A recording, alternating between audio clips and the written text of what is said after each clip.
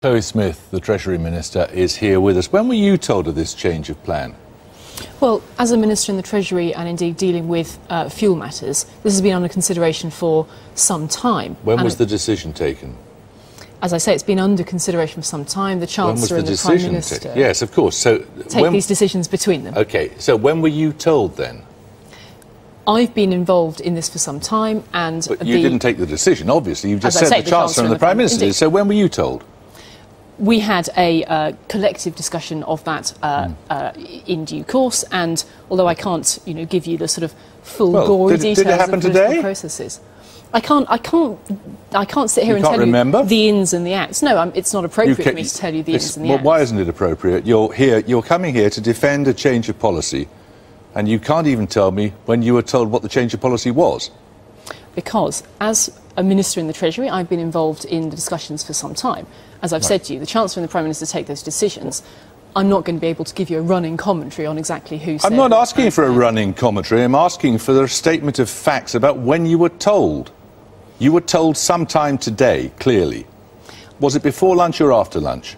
I'm not going to give you a commentary on who says what and when. That's about how government I just want to know when you were told. I'm not even going to ask you who told you, but when were you told what the change of policy was? This has been under discussion for some weeks. Right. And at some point during those several weeks, they communicated to you that there had been a decision to change the policy. Indeed, and today, in front of Parliament, we revealed to Parliament, as is right and proper, by the way, to Parliament, that we were planning to help households and businesses in this way. Is it hard for you to defend a policy you don't agree with? It's not that, I'm afraid, Jeremy. Nice question. I do agree with it. I think it is very important to help households and businesses. You didn't in May. Go on. All right, in May you said, it is not certain that cutting fuel duty would have a positive effect on families or businesses. So what's happened? I think the point to be made out of that and out of what's then been said today is that it's important to do what you think you can to help households and businesses. In a world that we're facing, and I think your intro pulled some of these themes out, in the world that we're facing where things are very hard for households and businesses, you have to do what you can, and you have to do that in good faith so that they can get the help they need at these hard times. But you said it wasn't certain that cutting fuel duty would have a positive effect on families or businesses. That was on the 23rd of May. Now, what's happened between the 23rd of May and today, which is what, the 25th of June? Jeremy, I don't think many things are certain in this world. I think the point is, on that, for example, there are a lot of uncertainties families or businesses could even save the money they kept from, less on fuel duty. There are lots of different ways that could pan out for families and businesses. Why didn't the Transport Secretary know about it yesterday? It's important that the government... excuse me. It's very important that the government acts on concerns it hears, and as I said about who, what, and when, the government will make its policy and, importantly, comes to Parliament with it. Isn't the cost of petrol in people's cars a matter of legitimate interest to the Transport Secretary, who didn't know yesterday? Of course it is. It's a matter of legitimate interest to households and businesses, but, of course, as you know, taxes for the Chancellor, and in this case the Chancellor and the Prime Minister took the decision. OK, it's going to cost, you say now, about £550 million. In contrast with your figure on the 23rd of May, which was about £1.5 billion. What, you just get the sums wrong, did you? No, they actually refer to two slightly different things. Right. The question being asked in May, I believe, was about full cancellation. And, of course, as you will be aware from today, we have been talking of deferring the August rise to January. It's specifically about the August increase, actually, the 1.5 billion that you referred to, and now you say it's 550 million pounds. Can you tell us from which departments that gap is going to be made up? Well, as we've said today, it will be made up from, it will be drawn from, and around 500 million is the correct figure because we're talking about a deferral. Right. The figure will be drawn from underspends in departmental budgets. Where? Well, there are a number of those available. We know, for example, this year that if you look at the public sector data released only today, we know that underspends are going... We know that the rate of spending is less than the OBR was forecast. Those figures are there today. Where?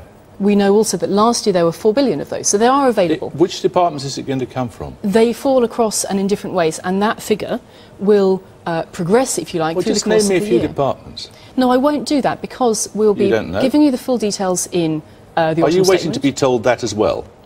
No, because... You know, do you? You know which departments have underspent? It is not possible to give you a full breakdown at this point, because the figure is evolving somewhat. As per the data today, the data is available monthly in that particular instance. We are clear that what you're looking for now is £500-odd million. You say that various government departments are underspending, although you are unable to tell us which ones. Presumably you do know, but are choosing not to tell us. Is that correct? It's an aggregate figure. If you look at the data today, it's an aggregate figure. Fine, you're choosing not to tell us which government departments have underspent. It's an aggregate figure, and I think that's what's important here. The figure says there is enough underspend there to fund a policy like this. And what's really important is, when we see that kind of funding available, we want to spend it for the good of households and businesses. And can you just confirm to us that the number one priority of your government is reducing the deficit? It is indeed, and the fact, if I may... That's the number one priority. The fact of using underspends for this means that our plan is absolutely intact, and that is rightly what we seek to use for the credibility is this some of our sort of fiscal joke? plan. I mean, how can you possibly have as a number one priority cutting the deficit when you choose to spend and underspend in funding a tax cut or failure to implement a tax rise which was scheduled? The plan overall has not changed. The plan overall remains those departmental budgets as they were laid out, and those have not changed. We're looking to use the underspends, however, in a way that is really valued by households and businesses. And I think anyone listening tonight who drives a car does know that. We learned today that government borrowing increased by, was it £3 billion in May? Would you like me to answer that, or wait to the end of your sentence? No, £3 billion is about forecast, wasn't it? For reasons which are interesting in themselves. I'm just wondering why you didn't, use this money to do something like paying that down. Well, the figures on the other side of that public sector data released today are quite interesting in themselves. They do relate to rather one-off factors, specifically in terms of when some payments were made between May and June. That is of interest perhaps in a different conversation. But the fact is here, we are sticking to the overall plan and taking the opportunities we have to help households and businesses. Do you ever wake up in the morning and think, my God, what am I going to be told today? I wake up in the morning and know, actually, that some of my constituents will really value not having to pay that little bit more on fuel prices come August, because the cost of living is pretty tight at the moment, and everybody does know that. I do think this move today is valuable. It's not just a Westminster Village story, Jeremy. It's real money in real people's pockets. Oh, we all understand that. Good. You ever think you're incompetent? I think it's valuable to help real people in this way, and I do think that is valued by people who drive. OK, Chloe Smith, thank you.